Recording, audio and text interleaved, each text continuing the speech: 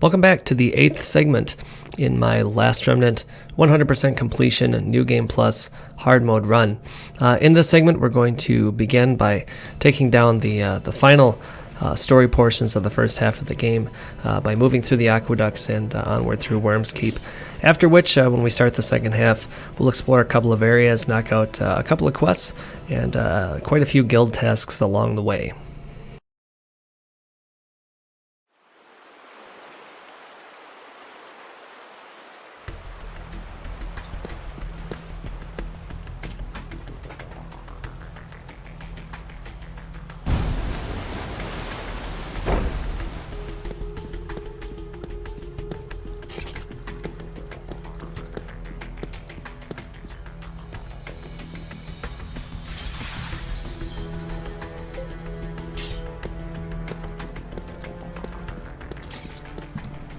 So I'm going to stop right here to make a comment about one of the guild tasks we're going to knock out in this area. I'm highlighting Blockter and his piece of equipment here, the Sagres Praetorius. One of the tasks we have to do is take down 9 total of the Barbarossa, which is the giant type enemies right in front of me. I made a trip in here when we first unlocked the area, and I fought the first enemy icon there is just 2 Barbarossas in a single fight. And so I've already taken down 2 out of the 9 that we need.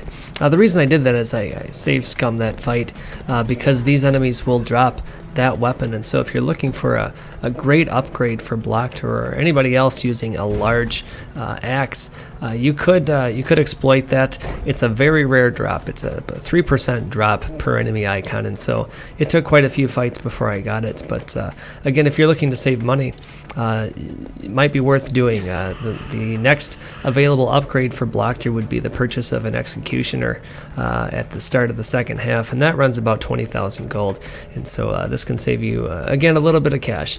I'm doing a bunch of excessive exploring in this map, and it's not because I'm lost for once. It's actually because I'm looking for an excavation point, and you would want to do this as well. What I'm looking for is weapon recipe 41, and this is needed to make the jump from the Mermaid's Malice on to the Demon Blade. You can come back in this area later on in the second half, but we may as well find it here on this trip. If you don't use weapon recipe 41 to upgrade the Mermaid's Malice to the Demon Blade, you have to wait much later in order to get the necessary components, and so that's what I'm wandering around here looking to locate.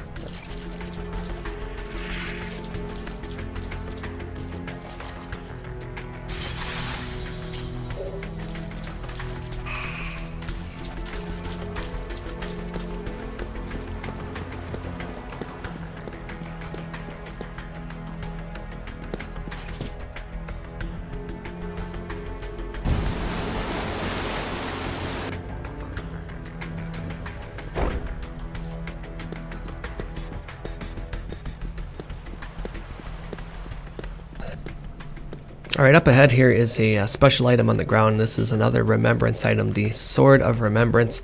Again, needed for Jorgen in Baltarossa for the completion of the Amnesia quests. I'm right near the end of this area, and I still haven't found the excavation point. I realized there's one little corner I haven't checked, and once you know it, here it is. This is the one that's got weapon recipe 41 in it. So once more, you just want to make sure that you locate this on your trip through. It is in a variety of different spots, and so you may have to fully explore this area in order to locate it.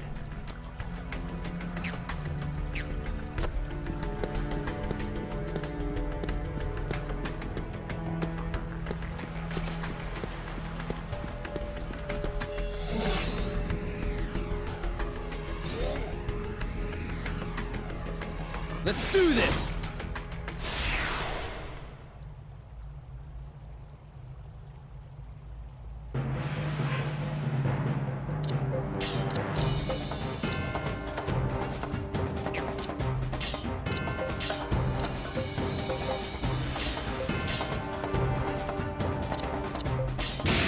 Come on, let's kick some ass!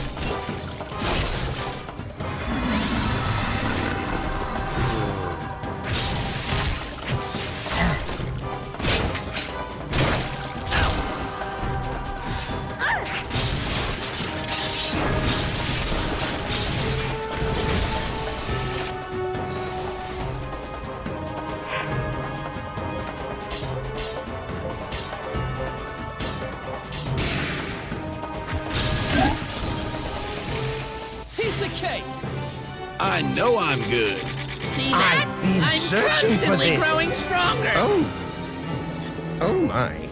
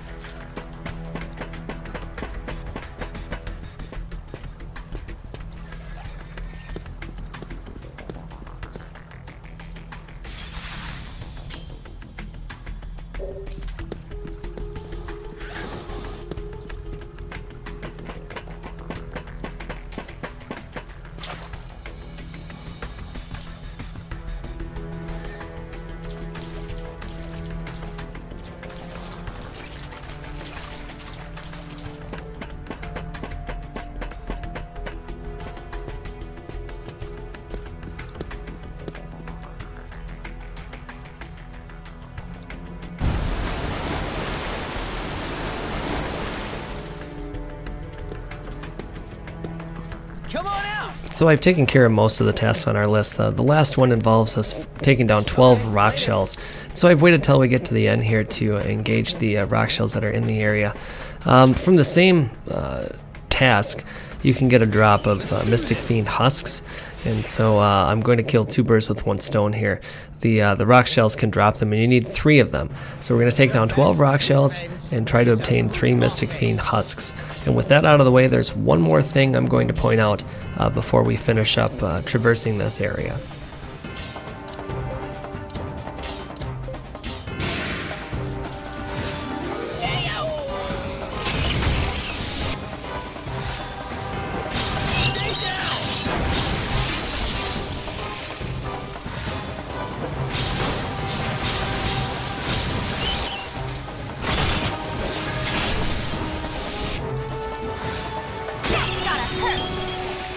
Piece of cake! I know I'm good.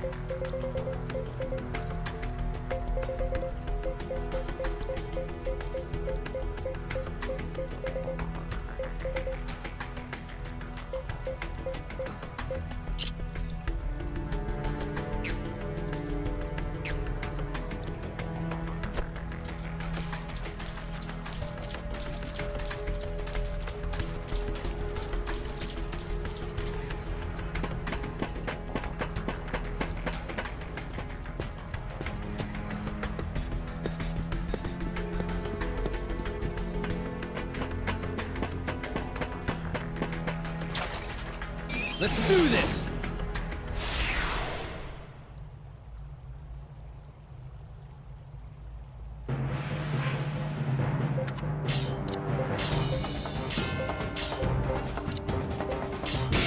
Come on, let's kick some ass! All right! How you like that? That's the way!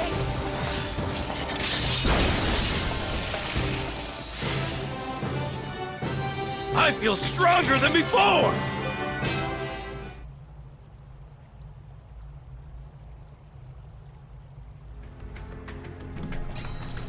The last thing I'm going to point out in this particular area is this harvest point. And so just like we were farming for stones in the Vale of the Gods, this is really your ultimate harvest point. This one here, you can get rough pixie stones and rough leprechaun stones.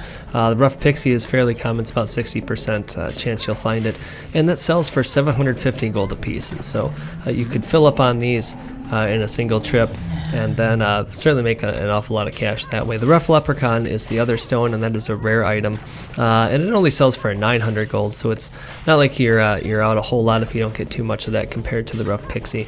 But the other advantage to this harvest point is there's a chance that you will get your digs fully restored. And so this is an area where you could save it, say when you've got a few digs left, and then just save scum it to make sure that you get that little event where all the digs are restored. As you see here on the screen, that happened to me.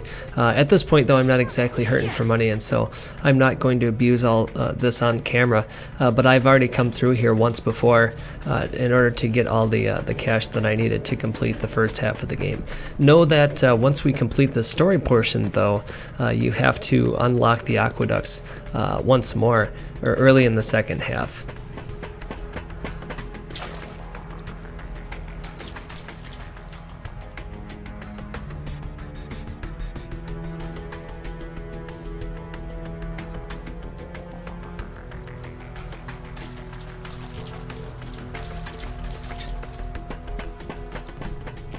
So we've got one treasure chest here before we pass through the point of no return door. That's where you'll certainly want to save it in case things don't go well for you when it comes to taking down the 3 boss fights.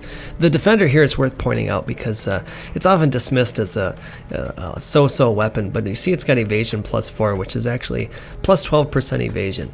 You can throw this on Rush, and you can give him a couple of safety airlets, and he can actually run around and be a solo unit with a great chance of dodging basically anything the enemy throws at you. It's not perfect, it's not Shield of the Vanquisher type quality, but if you're having a tough time, try having Rush run around in any particular boss fight as a solo unit, perhaps just reviving or doing a little bit of healing while everybody else focuses on the bosses. Speaking of which, after the first boss fight, so you've gotten past the Harpylia and you're into the Gates of Hell fight, if you have Rush on the bench, this is his time to shine as a solo unit, just like Emma did before and Blogter did previously. Rush will self-deploy because he's required for the story events within that fight, and so you once again get to surpass the leader limit. And if you are going to have him run around as a solo unit, he does get huge buff to his stats, particularly his HP, and so bring 2 safety earlets with you, give him the defender, and watch him be successful all by himself. As far as this fight goes, the Harpylia, really not that challenging. They do have Blaster, and as I mentioned in the fight for the Rainbow Bond quest, Blaster is particularly cheap. It does percentage-based damage. There's a chance that you'll get the one that does status ailments, but it can do well over 100% of your union's HP and damage, and if that's the case, there's really nothing you can do about it. And so if anything goes south on me here, it's going to be due to Blaster. Get up! Wait, somebody took me out? I should inform you, there's no way I will lose.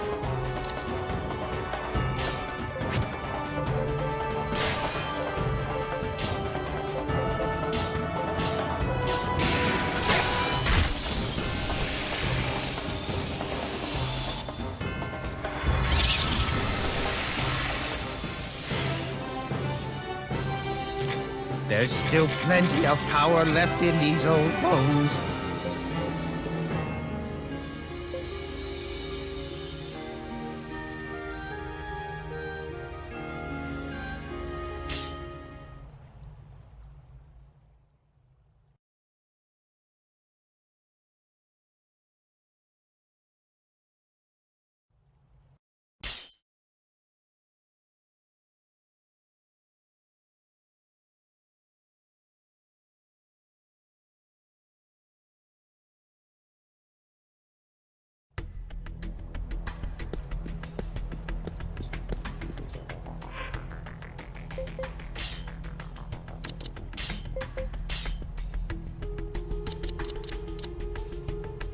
I shall strive to do my best.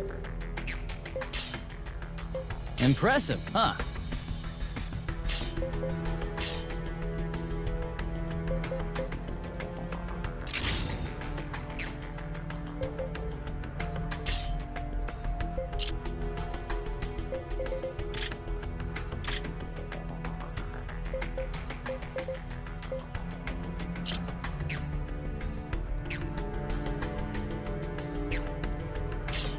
Am I doing my father proud?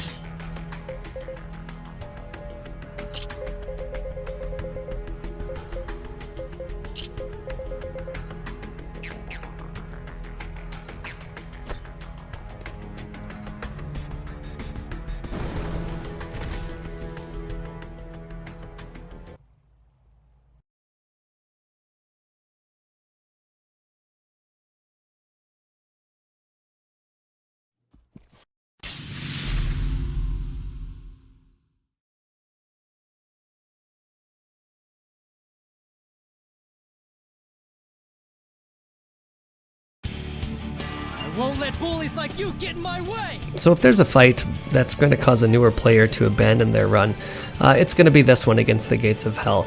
And if you do get through it, it may be the one that follows it. But this particular fight has caused probably the most frustration to any player. And the reason for that is the Gates of Hell itself gets in action at the start of every union's turn that's deadlocked with it, but it also gets another action at the start of the turn and one more at the end of the turn. And so all these additional acts, often of which are area of effect attacks, can just take down multiple unions in a single move.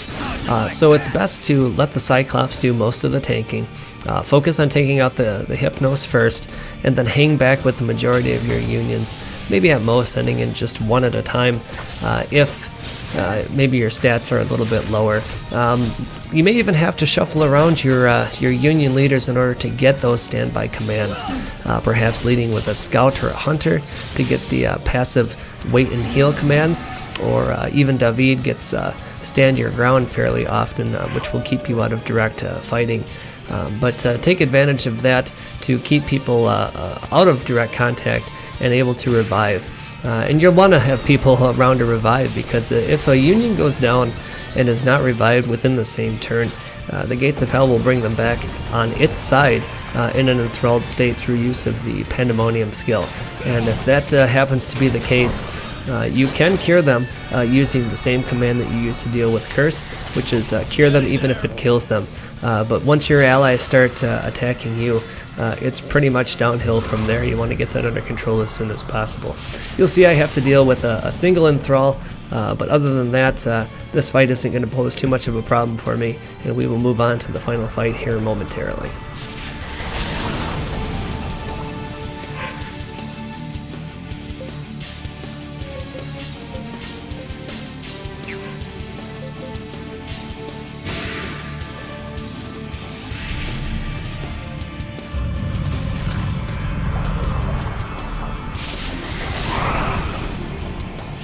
We've had him with the pants down!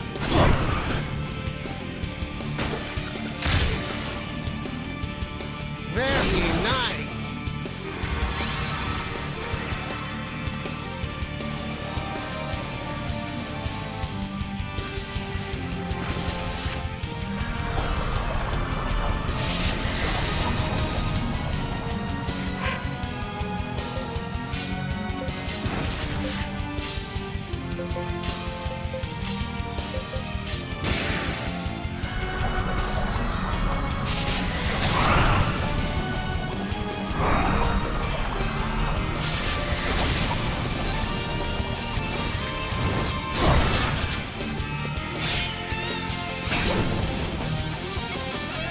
You all right?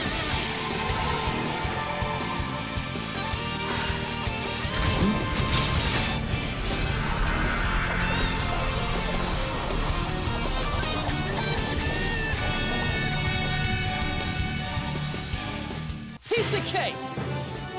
I know I'm good. See that? I'm constantly growing stronger.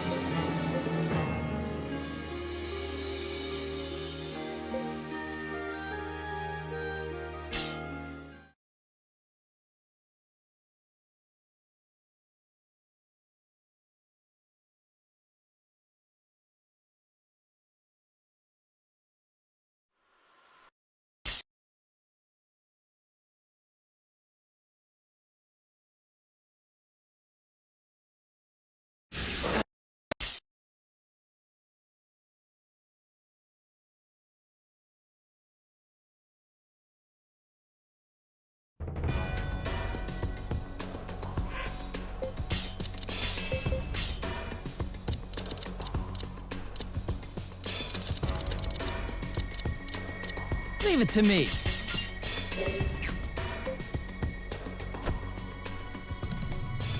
So we have 2 chests and 1 excavation point to find in this area.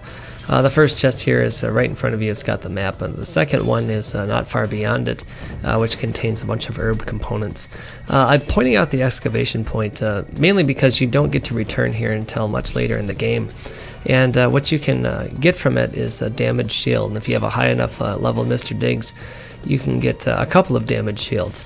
You can use that item along with components that you gather by the time you reach Darkened Forest for the story portion of the game to create the Aqueous Shield, and it's a very useful defensive shield here. It's got physical and mystic resist effects applied to it. The evasion is standard. It's not any better than a normal shield, but the fact that it makes any wielder significantly tankier, it's worth crafting. It's a large size shield, so only Rush will use it among unique leaders, but there are plenty of generics that will use large size shields, so I do recommend crafting that before you get to the final points of the game.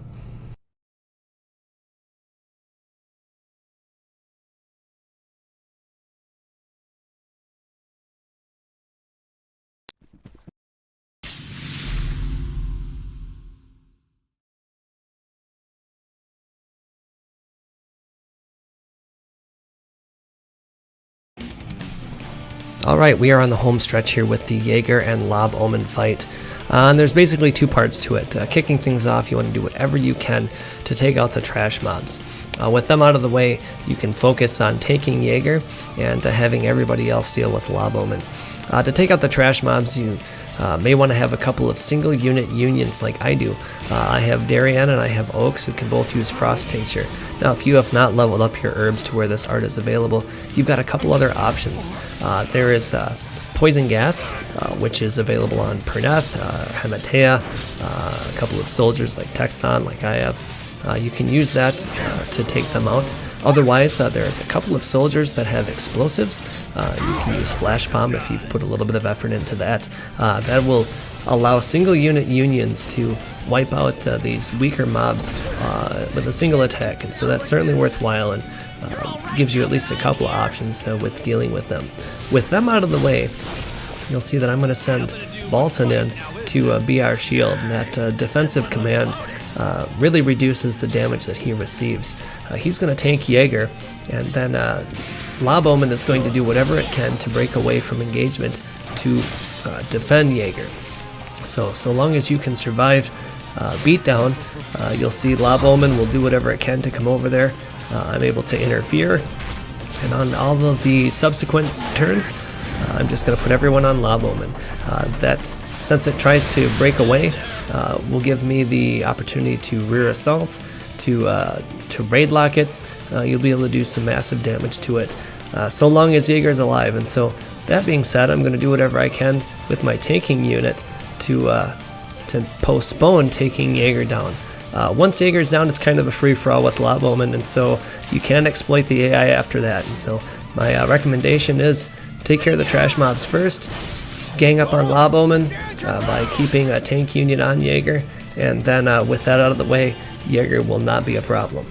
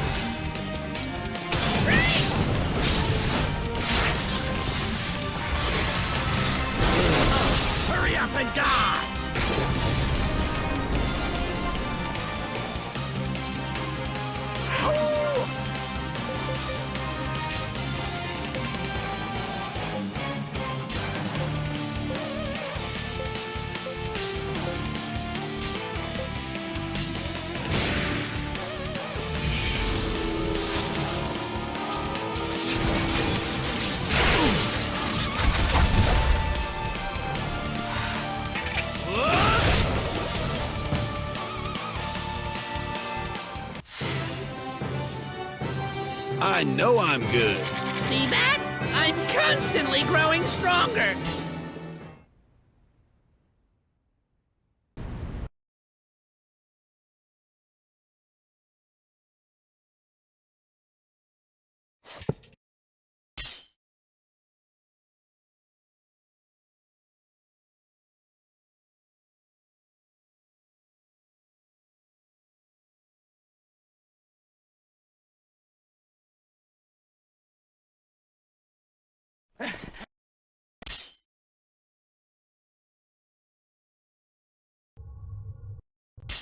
Thus, half a year passed.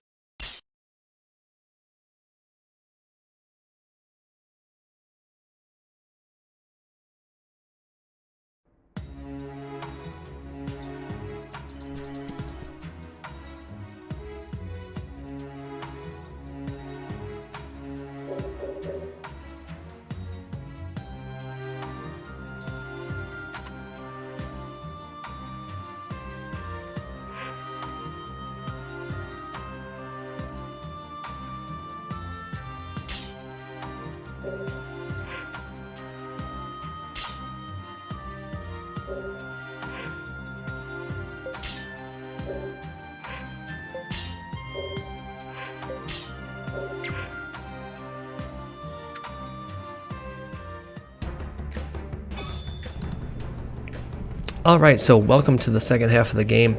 The story leads us to Fornstrand, but before we head down that path, we're going to do a little side trip here to Nagapur and finally take care of Hematea. You'll recall that we added Hematea so that we could complete the Ouroboros Volge guild task.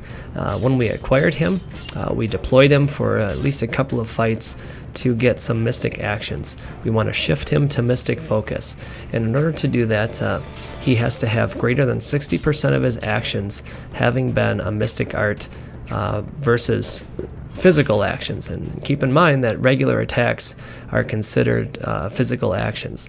So I deployed him when we first got him, did a couple of mystic attacks with him, and then left him on the bench. So that's really all he's done is mystic arts. Now that we're here at the second half of the game, we can return to Nagapur to this weapon shop and purchase the Nagapuran. It is a higher ranked large spear that he will ask for, and it can't be upgraded, and so what it does is it skips him forward in his normal upgrade route. If he's in Mystic Focus, the next tier up weapon that he will want to upgrade to is the Ouroboros Volge. And so once again, since he will be Mystic Focus, that's going to be it's going to be satisfied for him. Now that being said, you have to deploy him once again, and since you don't want anybody else necessarily to ask for the Nagapuran, before you purchase it, make sure that Hematea is leading a union and that all your other large size spear users are on the bench. And I saved it here because it's not guaranteed, but more often than not the appropriate person will request it if they are deployed and the other would-be recipients are on the bench.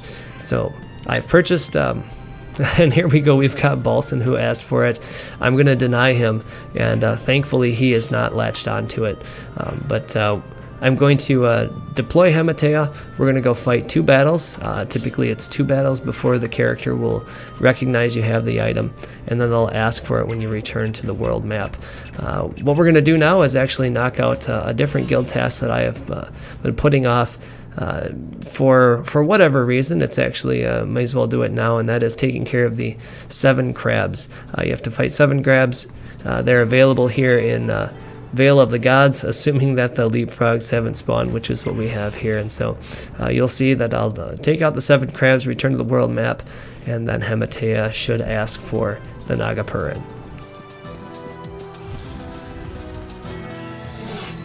Let's do this!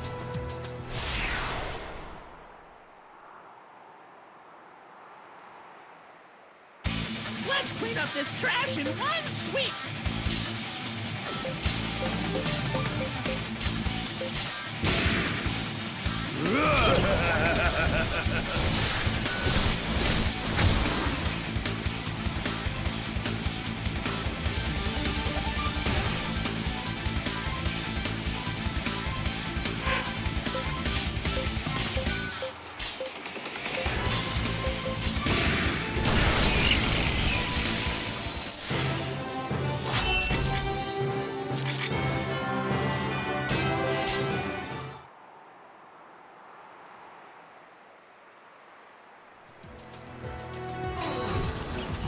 Let's do this!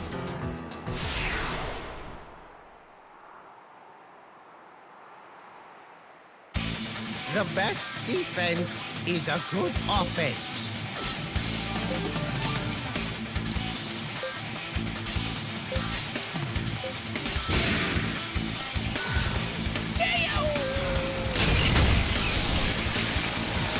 How you like that? Well fought! Son of a... I need the other one! The other one!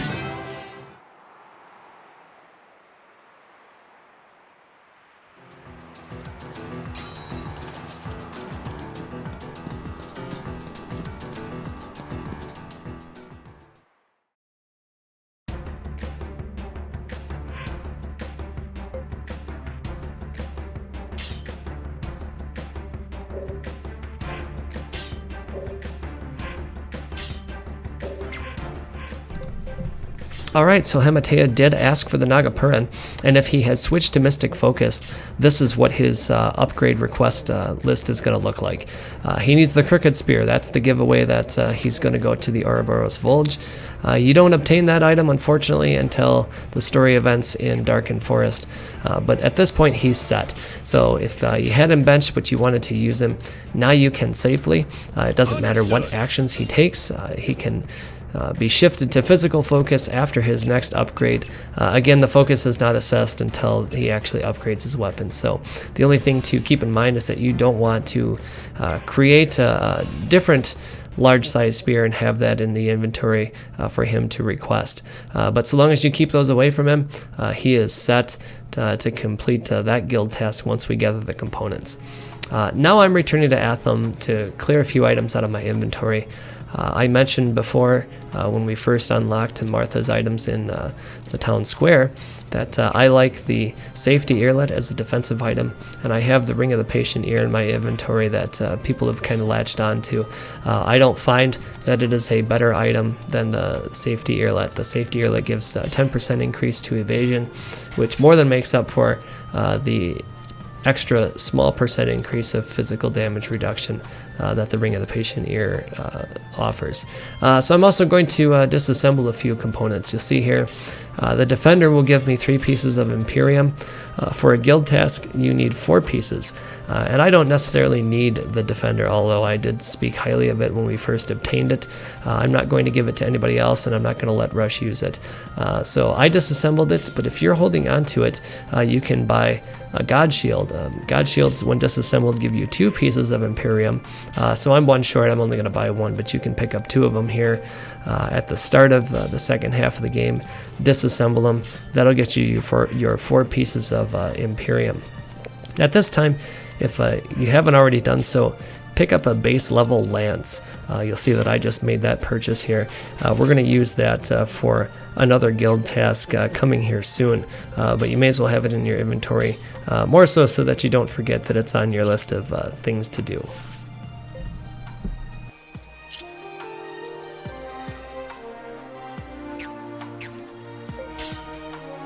The world revolves around me.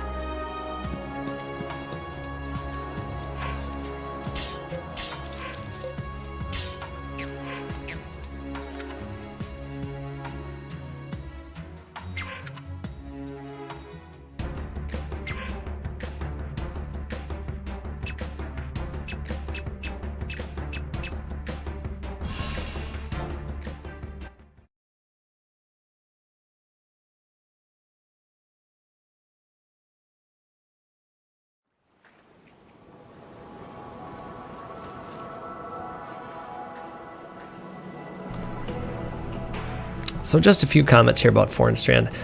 This is not the visit that we're going to use to knock out all of the monster killing guild tasks, and there's quite a few of them to take care of here.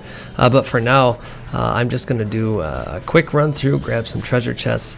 There's an excavation point that I want to take advantage of. A couple of them, as a matter of fact. I'll comment when we get there. But this is not the trip for fighting. You'll see also the Seething Wind, which is a rare Spirit Lord type enemy that sits up on its perch or nest here. Typically will swoop right at you when you walk by if you're not looking at it. And you'll see here that I maintain eye contact so it doesn't even move. But that's an enemy that we're also going to save for a later time. Not because it's needed for its own guild task, but because we can capture and split that for some of Hematea's components.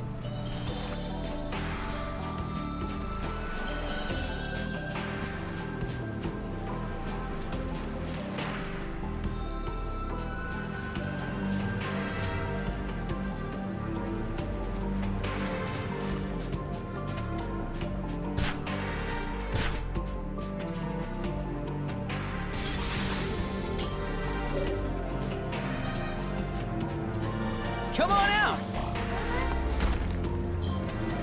Okay, later.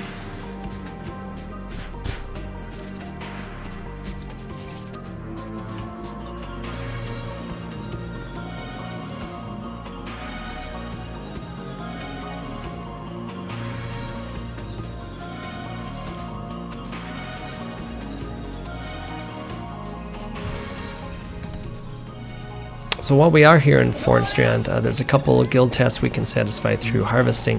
What I'm looking for here is coral. I need 3 pieces of coral, and you can get it from this harvest point here. But at this point I recalled that you can actually harvest it from another point in the previous area, one of which is a little bit more useful, and so I'm going to skip this excavation point for now. We'll come back and grab that here momentarily. The harvest point that I had bypassed in the first area not only gives you coral, but also gives you magic lamps. And you might recall that we picked up 2 of them from a treasure chest in the 4th path. But if you have given the Assassin's Dagger to anyone in your party, in this case I have 2 of them on Aqueducts, you may have given it to Oaks. Regardless of who you've given it to, the next upgrade is the Crimson Dagger, and it requires 2 magic lamps per sword. And so this harvest point here will give you coral with a rare chance to get magic lamps. Aqueducts has 2 of the Assassin's Daggers, so I need 4 total, and I do not get everything I need here from this this particular harvest. But this is the point from which you would get those. The components needed for upgraded to the Crimson Dagger can be gotten all through harvesting, and so you may as well do so. If you're using a character that uses the small size swords, the next upgrade for them is going to be, beyond the Crimson Dagger, is going to be the Blade Breaker. And so by going this route, you actually save yourself quite a bit of component gathering to upgrade through their normal upgrade path, the Blade Breaker being a very high tiered weapon. And so I'm going to take advantage of that. Once I gather all the components here for Aqueducts, you'll see that the next upgrades are going to be for the Blade Breaker. And I'll point out before I go get the final components for Aqueducts.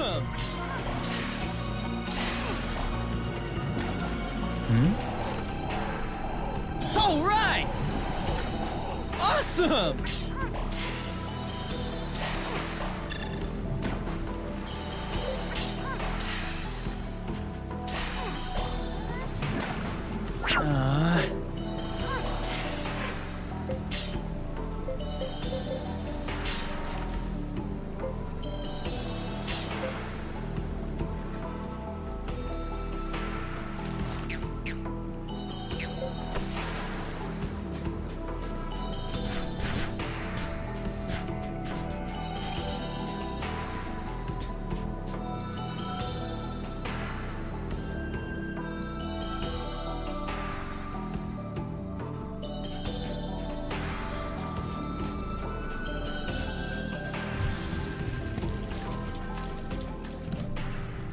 So you want to make sure you grab this excavation point on your way through.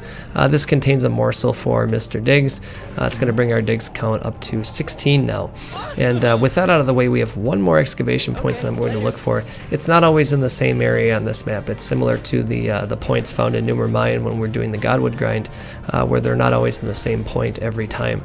So I'm going to wander around a little bit in search of it, but this excavation point is guaranteed to give you gold. The base amount is somewhere in the 5,000s, so if you're tired of harvesting stones for gold and the repetition involved there, you could do a quick sprint through Fornstrand, find the excavation point, and get 5,000 gold minimum. If you're lucky, Mr. Diggs could pull even more, up to 10,000 if you're very fortunate. And so it's right here near the end of the map. I'll harvest that, and then we'll progress through to advance the story. Come on out!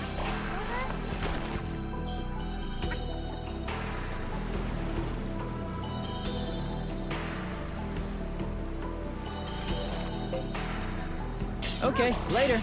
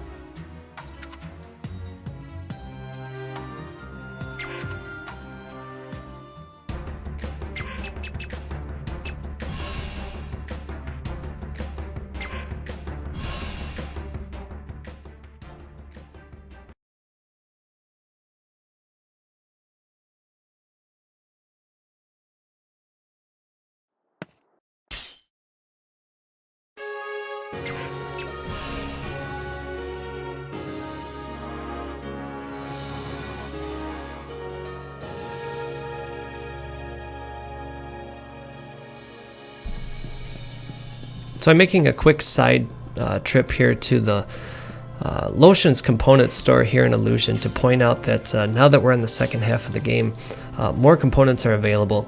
In particular, the components needed for Heartshorn. Now I have developed Face Lotions to the point where she can use it, and now I'll start to grind up that skill, since Heartshorn obviously uses different components than the herb Revive Art, so you get another pool from which to draw. But if you haven't developed a Lotions user, you can hire one. Raoh is available in Balok. Again, a hunter, so he's in a class that prefers to heal. He's got great HP, he's got great strength. He's given a free, powerful weapon through the story, and so definitely a worthwhile add. And again, if you're unsure where to get those advanced Lotions components, they're found in Illusion. Now, I stopped when I did also to point out that while we've gained more components, as soon as you advance the story to the 18-member upgrade, you can return to any of the cities that sell the specialized components, and you'll see that their wares have expanded. And so immediately after that upgrade, I do make a return trip to Illusion to point out that the components are available for the final tier of Lotions Arts. The Cyclone Cream components can be found there.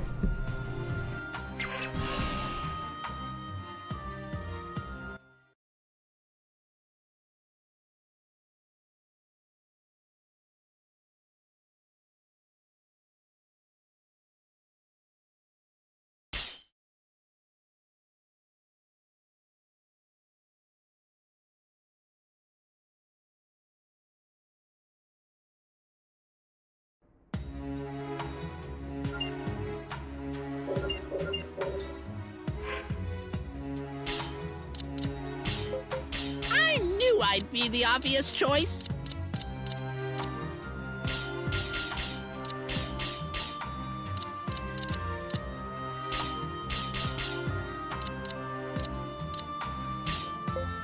Understood.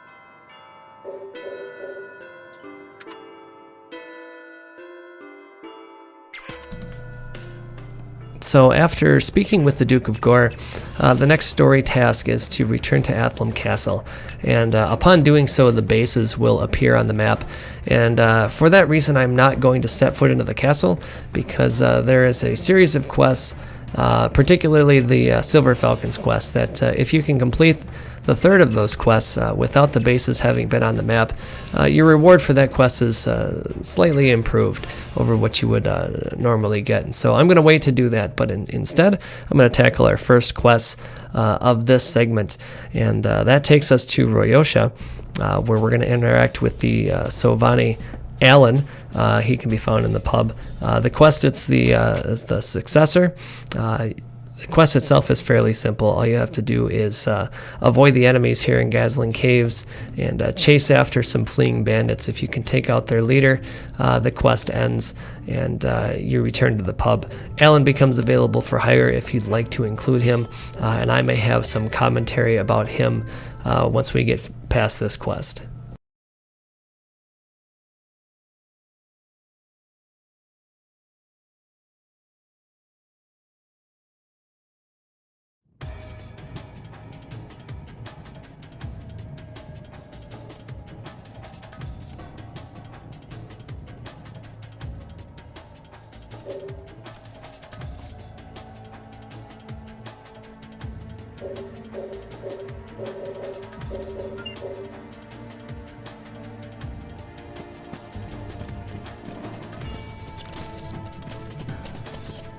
Let's do this!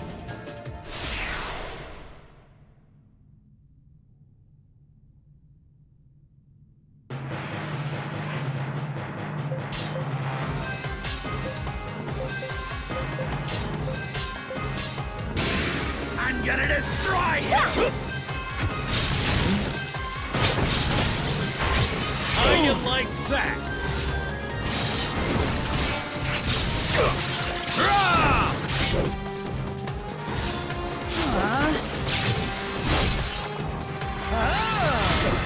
Strike at that flank! I'll show you the true strength of Athlon. Nice! This one looks loaded.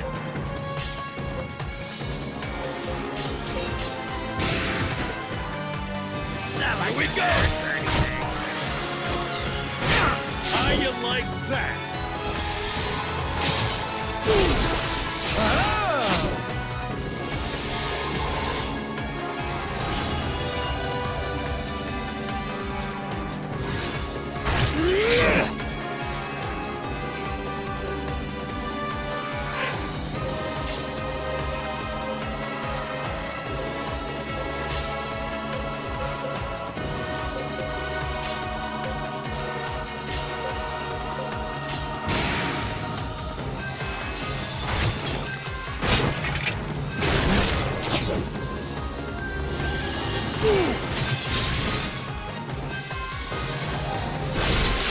Like that.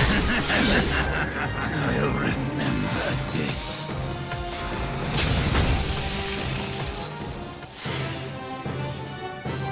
I know I'm good.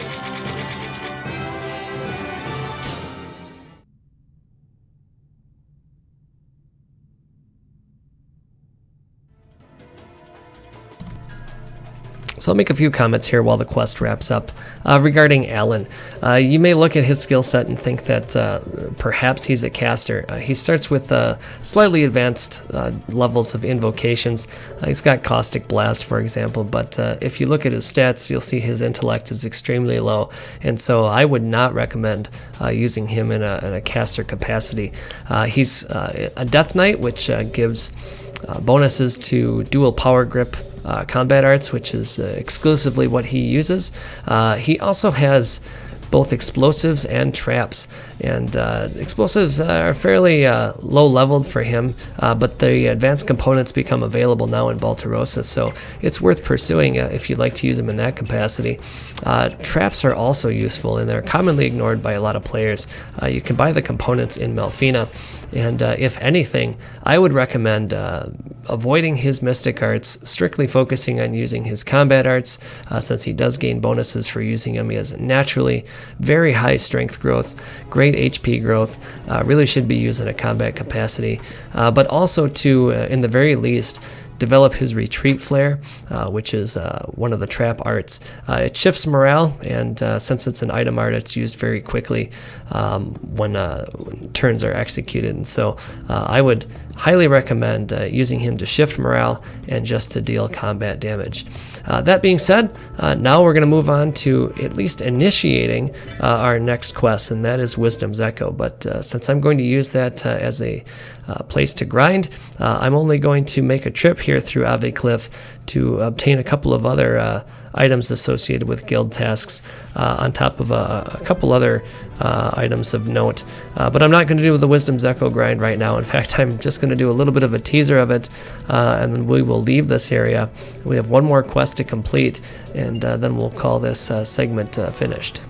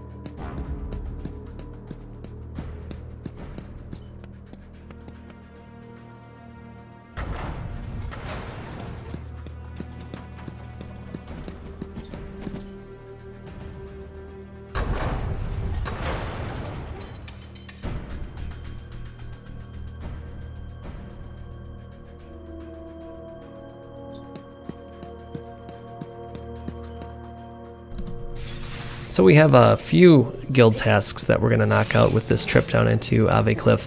The first one here is going to be taking out 13 arachnids. You'll see the arachnids in various places in the area. They're really not going to be a problem for us, but you do have to take down 13 of them, so we'll do that now. These are also an enemy that drop land insecta talons, and I mentioned earlier that you need them, 4 for their own guild tasks, but an additional 6 to upgrade the Mermaid's Malice. And so we're looking to get a grand total of 10. I found earlier that we've already got 10 of them, but if you have not obtained them, you may as well get those components while we're dealing with this guild task. Last, it is mine. But my need is not so great that others cannot go before me.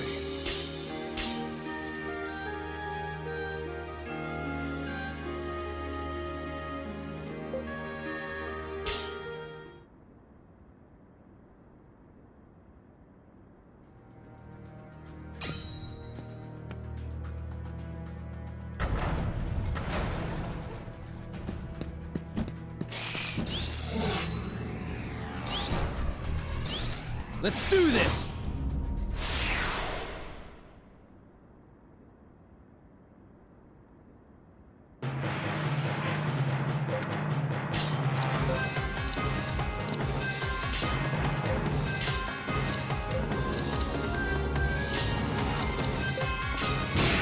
Let's do this! Ooh! Smash him from the side!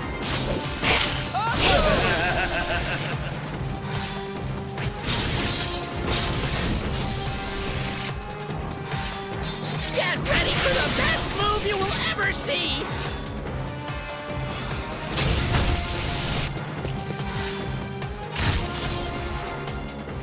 Piece of cake!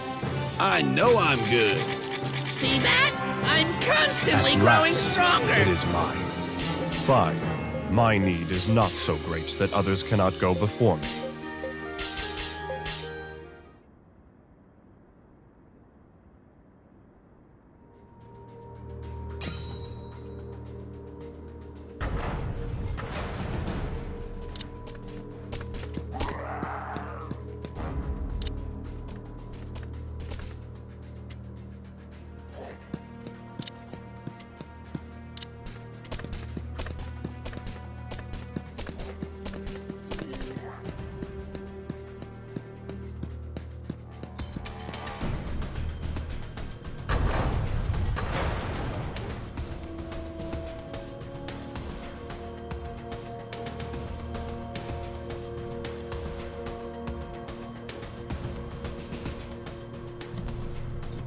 Alright, the next task on my list of things to do is to finally take down the 5 vultures for the Sword of the Three Realms guild task.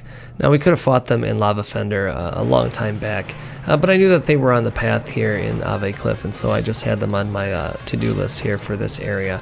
It doesn't matter where you fight them, but again, they're on the way, and so you'll see here just a couple of fights. It's 5 of them. You'll need to take down 5 vultures to complete that guild task, and that is needed for a guild rank upgrade, so make sure that you don't put it off any longer than I have.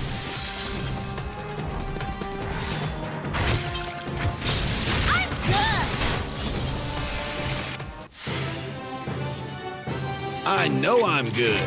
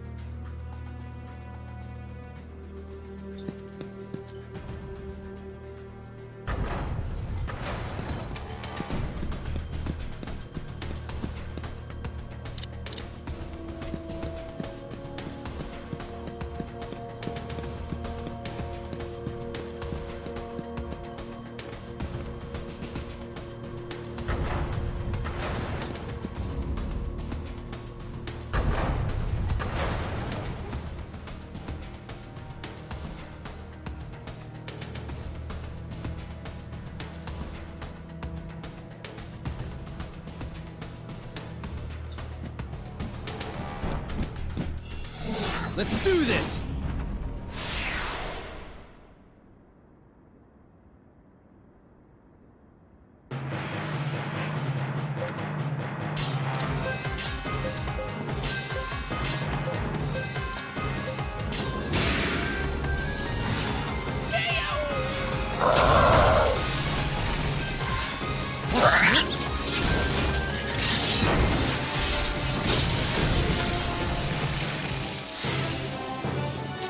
Son of a... I need the other one!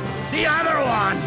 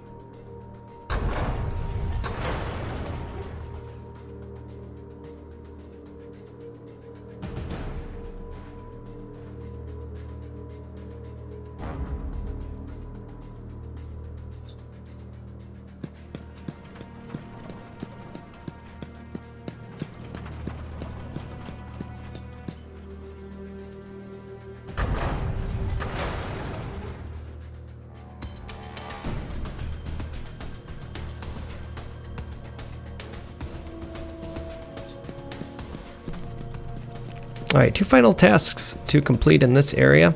The first off is off to the right. There's a harvest point in this pile of rocks kind of at the end of the area. From this you can get Rhaotian alloy, not to be confused with Rhaotian steel.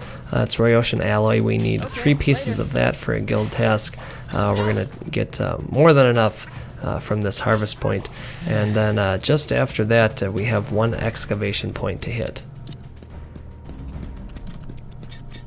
Alright, one more pit stop, and it's this excavation point. This is the Opsis Morsel.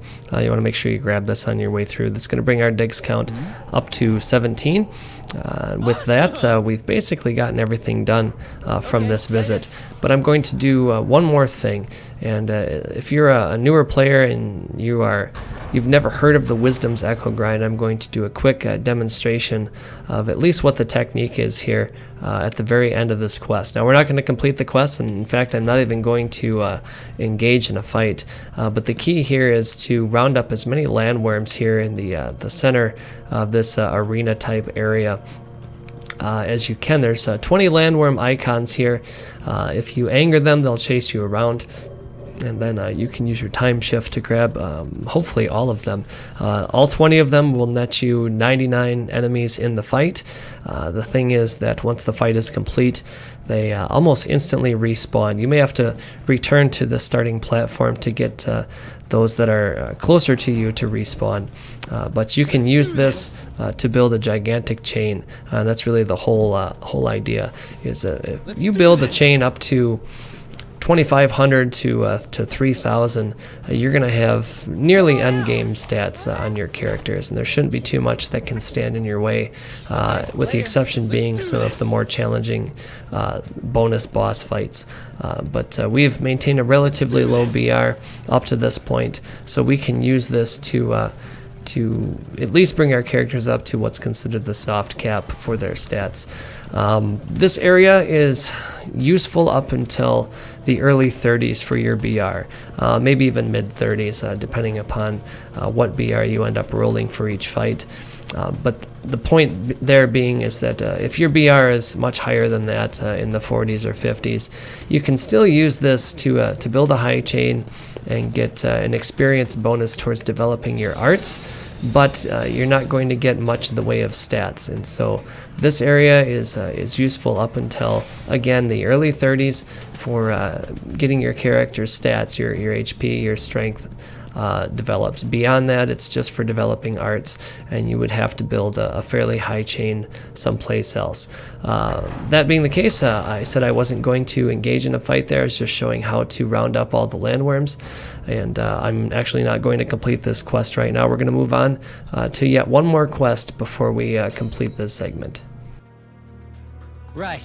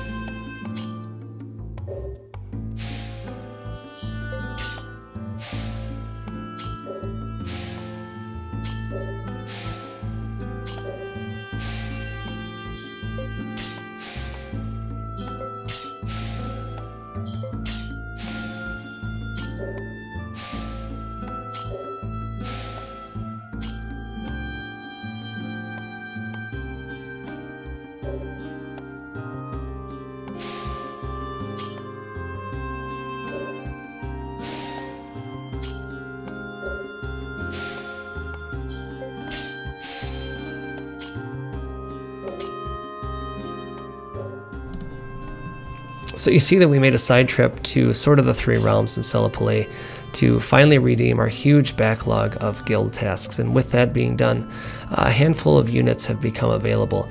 If you are still lacking a dedicated hex unit, you could add Wyatt.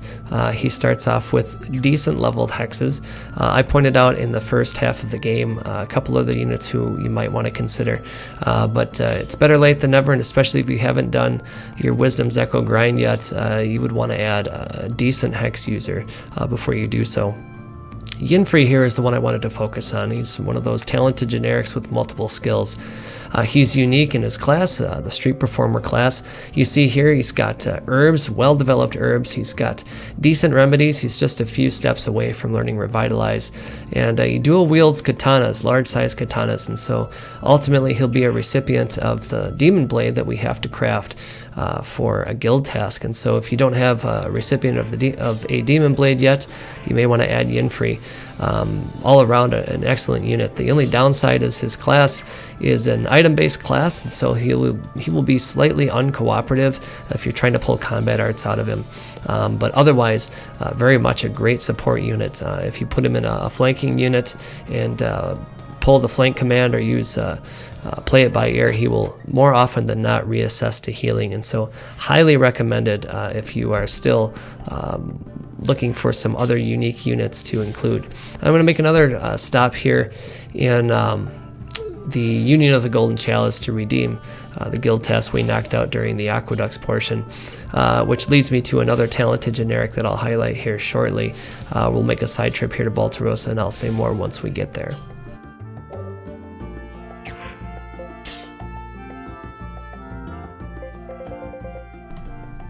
So if you have 8,000 gold laying around, now is a perfect time to knock out one more guild task. You can hire Sapphire. She required nothing to unlock. She's just available at the start of the second half, and that will satisfy having a warrior in the party. And so again, if you have not developed a warrior on your own, it's actually a pretty small price to satisfy that guild task. Hire, and as you can see, I'm going to let her go immediately as she's not going to make my final 18. And on that note, I'm going to clean house with a couple other units. No longer any need to hold on to Rhagoh, because we did turn in the Rune Maiden guild task, and so if your party's getting a little full, you could certainly clean house now.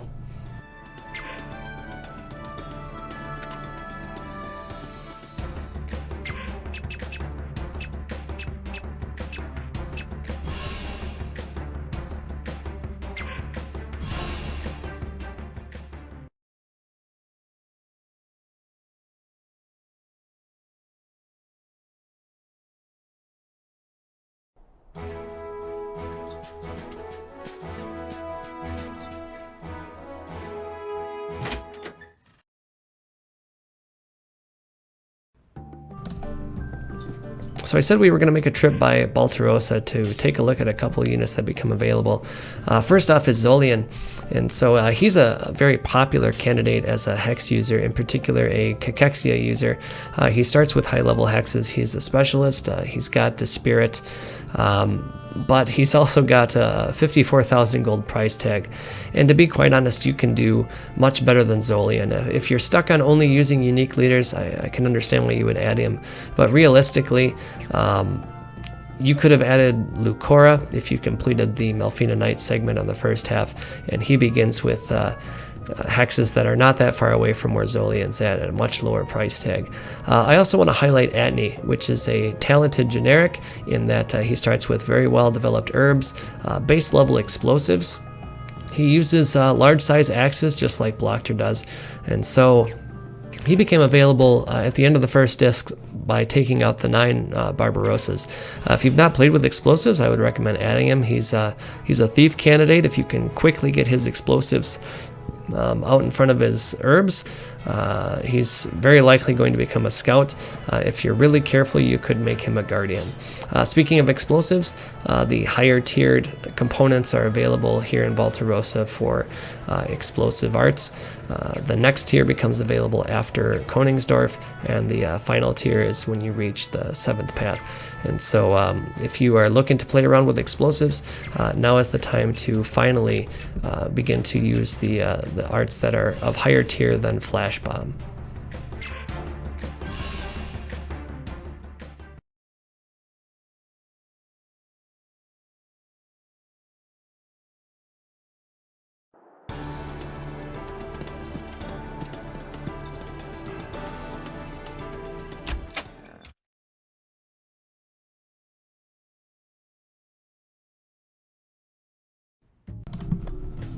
So I'm returning to Selipole to do our last quest for this segment, and it is Kate and Rhagoh.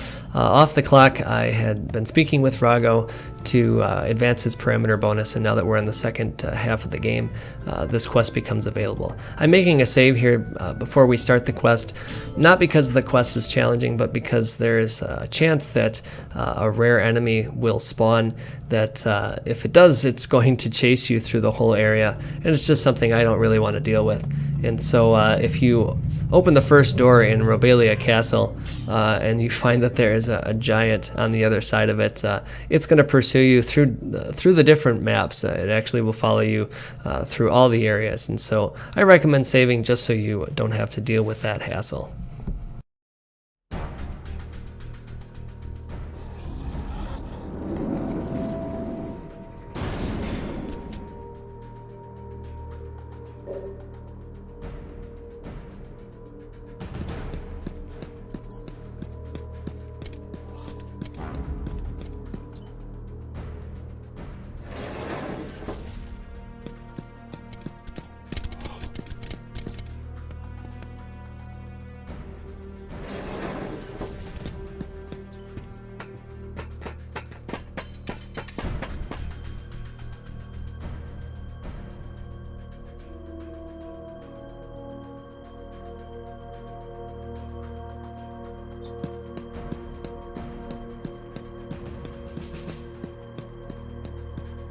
Come on out! Okay, later. So when you get close to this door, Rhagoh will appear and ask you if there's anyone that you would like to meet, and he gives you a series of options. What you decide is going to determine what types of enemies you fight for the boss fight at the end of the quest. If you're curious, the option that gives you the fewest number of enemies to fight is the Dark and Mysterious option. However, it does give you the strongest enemies to fight, and so if you're looking for a challenge, that would be the one you would answer. But in this case, it's not that critical to me to keep the enemy count that low. I just went with the first option. Incidentally, you'll see that there are pests in this area, and this is the first normal type mob of pests that you can obtain pest toxin from. And so if you've been looking for that for some of your weapon upgrades, this is your opportunity to finally get that material. There's some rare monsters you could have fought to get it, but again, this is where your first chance comes as far as regular enemies go. Here we have the Stethos Morsel, which is next on our list of morsels for Mr. Diggs. Should bring our Diggs count up to 18 now. You want to make sure you grab this on your way through for sure. And you see we happen to have the rare enemy Rockbiter had spawned at the same time, and so I'm going to take advantage of this and make sure that we knock him out on this visit. Rockbiter is needed for its own guild task, and so we may as well do it now. What I didn't do was save, and I should have, because you have to split the Rockbiter for a Nidhogg Femur needed for its own guild task. I was very lucky here in that I got it on the first split, but this is one of those rare monsters where you want to save it before you engage it so that you get that rare component as well.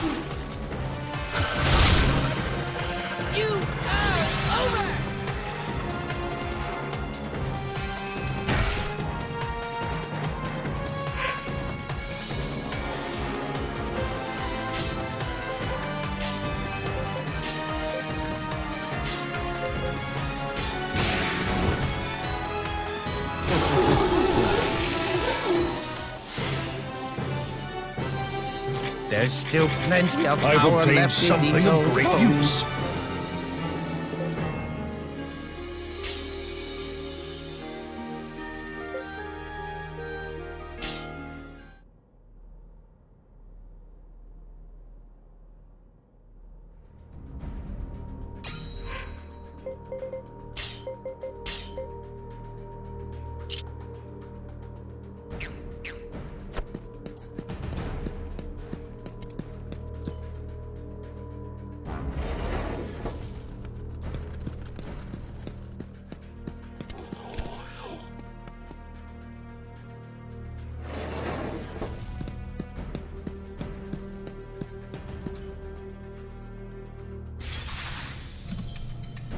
So I opened this treasure chest and got the metallic stud, and then I remembered that this is an accessory that I didn't want, and so I ended up resetting to the autosave.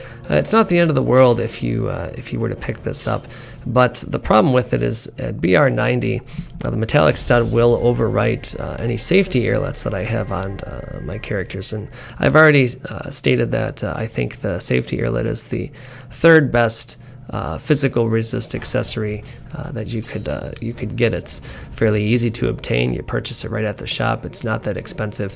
I would rather my characters keep the safety earlet than have it be cloned over by a metallic stud, and so that's why I reset to my safety save and just proceeded from there.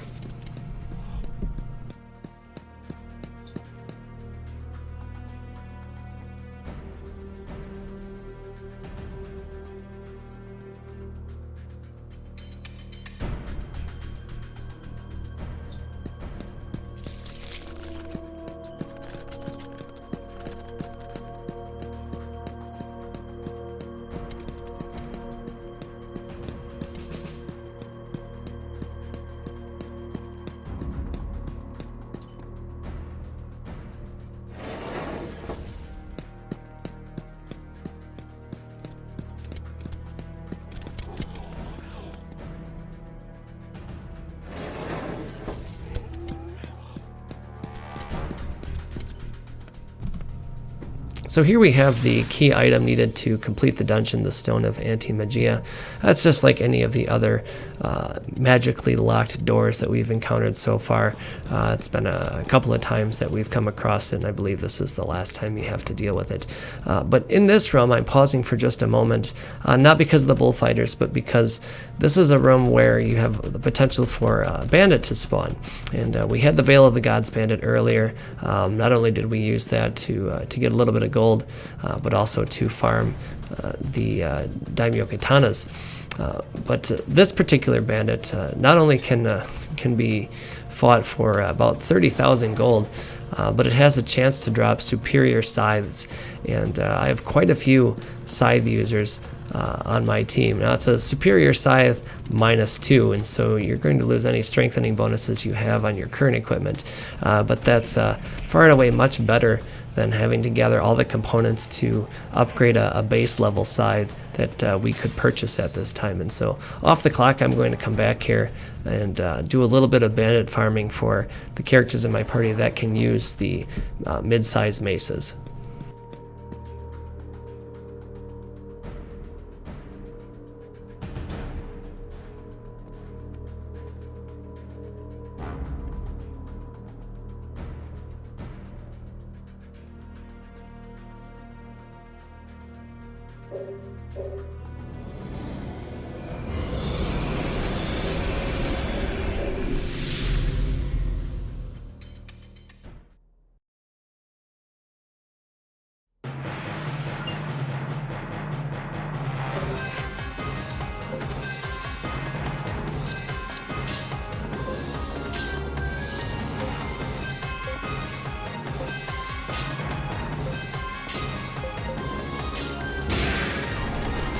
What are you looking at?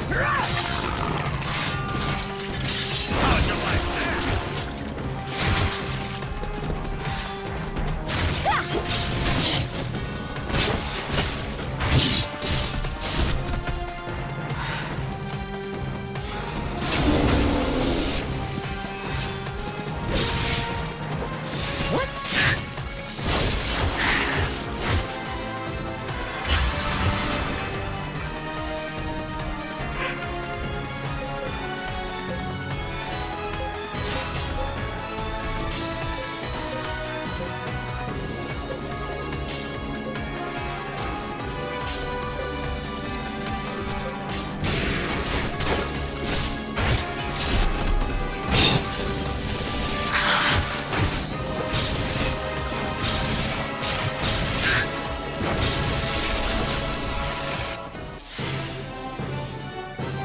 I know I'm good.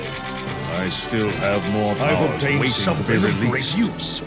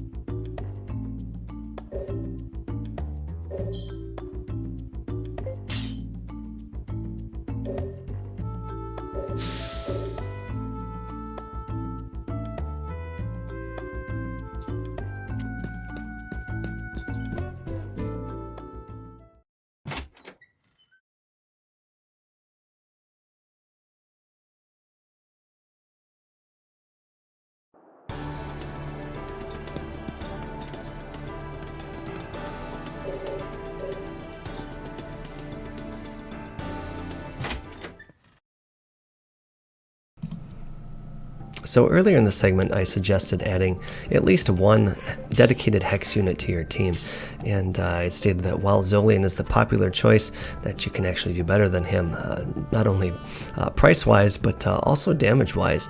Here I'd like to offer Kate in contrast to Zolian. Now, both of them can equip the same types of accessories, so there's no advantage there. They both start at level 8 in hexes. You see that they both begin with Dispirit, and so neither has an advantage as far as development goes. Now, Zolian's class, Specialist, offers a 30% increase to damage. Kate's class, Druid, offers 25%. However, Zolian does not have access to any weapon that will further boost his Mystic Arts, whereas Kate, when taking down the Mystic Focus path, can end with the Runic Scythe, which offers another 30% damage increase to Mystic Arts. So, side by side, Zolian's only bonus besides accessories is 30% through his class. Kate's total bonus, accessories aside, is 55%, and so Kate has the advantage if you're looking to actually deal hexes for doing damage and not just for their effects.